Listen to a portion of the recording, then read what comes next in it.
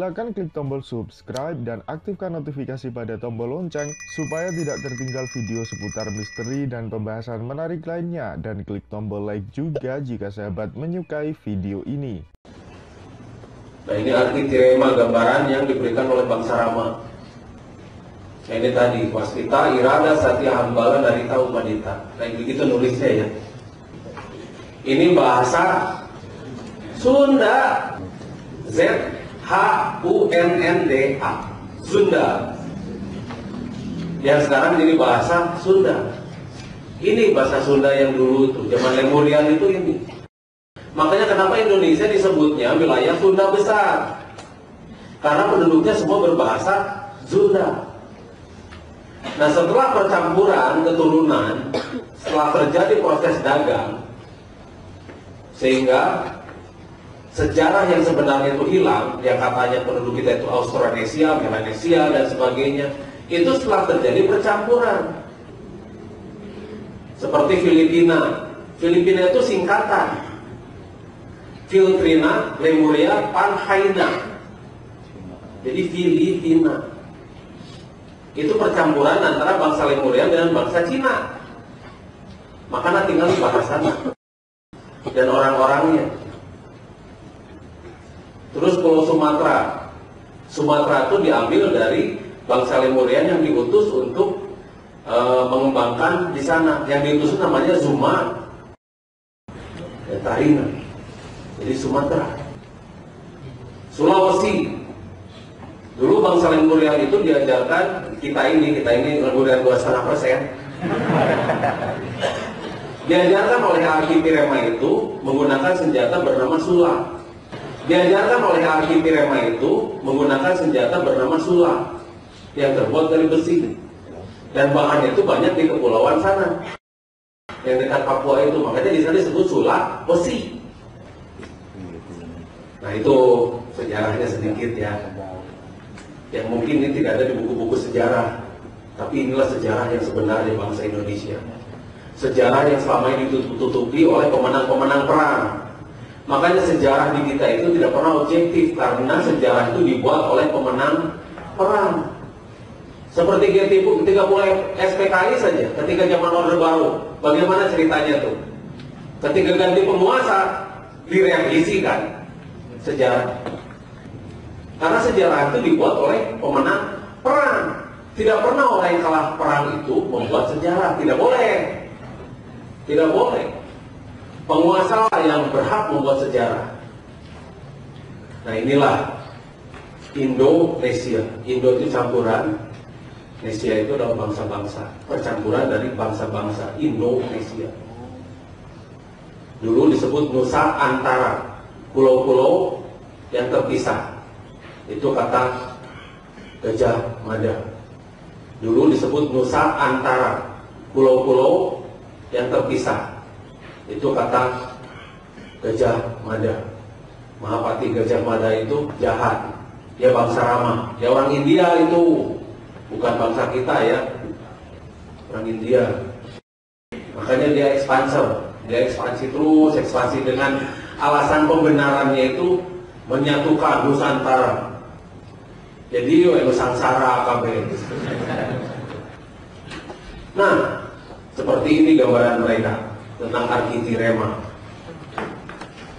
Atau istilah kita itu, karena orang kita itu sama ya, bung susah, jadi nama Architirema itu berubah menjadi Architirem. Architirema. Jadi Architirem. Jauhnya. Malah lebih jauh lagi kalau di Jawa Tengah Jawa Timur dengan sebutan Angling Dharma. Malah lebih jauh lagi kalau di Jawa Tengah Jawa Timur dengan sebutan Angling Dharma. Dia disebutnya Angling Dharma di daerah-daerah lain. Lebih jauh lagi itu. Berapa masih ada dikit saya tiklah. Daerah lain namanya Angling Dharma. Architirema, Angling Dharma. Lumayan lah, agak jauh saja. Nah, ini tuh orang-orang yang di bangsa Rama yang dulu diajari ajaran Wisnu itu. Dan dia kemana-mana berpergian menggunakan, nah ini tuh digambarkan energinya. Karena bangsa Lemurian memang punya aura yang besar. Bukan aurat yang besar ya, aura yang besar. Hati-hati, jangan pakai T ujungnya. Mereka punya kekuatan yang luar biasa. Tapi rawa rata-rata berwarna biru. Mereka punya kekuatan yang luar biasa. Tapi rawa rata-rata berwarna biru. Atau disebut dengan manusia biru. Nah ini, mereka berterbangan menggunakan Vimana. Jadi zaman dulu itu, teknologi itu sangat canggih. Vimana itu kendaraan anti gravitasi. Kita itu sering tidak pernah memanfaatkan fasilitas-fasilitas yang memang sudah ada di depan kita. Kita itu sering memaksakan apa yang kita mau pada Sang Maha Kuasa, pada Allah. Ya istilah itu nama doa, tapi doa nanti Allah memaksa dengan ya Allah cikir itu aing teh. Kuno aing teh kieu wae ya Allah gitu teh. Bari lewe. Allahumma paksa. Pada Allah yang maha mengetahui. Allah lah yang maha tahu apa yang seharusnya dan terbaik untuk kita. Orang mah nyawanan. Kita jadi sok tahu. Pada Allah lah yang maha mengetahui. Begitu Allah memberikan yang terbaik untuk kita, kita kecewa. Ini tidak sesuai dengan yang kita mau. Nah, yang begini nih, yang jauh. Padahal ketika kita bersujud pada Allah, ketika kita sujud untuk sujud betul-betul sujud pada Allah, kita tuh menyerahkan sepasrah-pasrahnya apa yang kita mampu. Kita tidak mampu apa-apa kok. Tetapi kita akan berusaha semaksimal mungkin. Kita akan memaksimalkan apa yang kita bisa dengan segala macam kemampuan kita, keuletan kita. Hasil akhir urusan Allah itu. Hambalah. Kemudian narita. Narita itu adalah bagaimana ketika kita benar-benar tidak ada apapun di hadapan Allah. Itu duduk di antara sujud. Posisinya itu.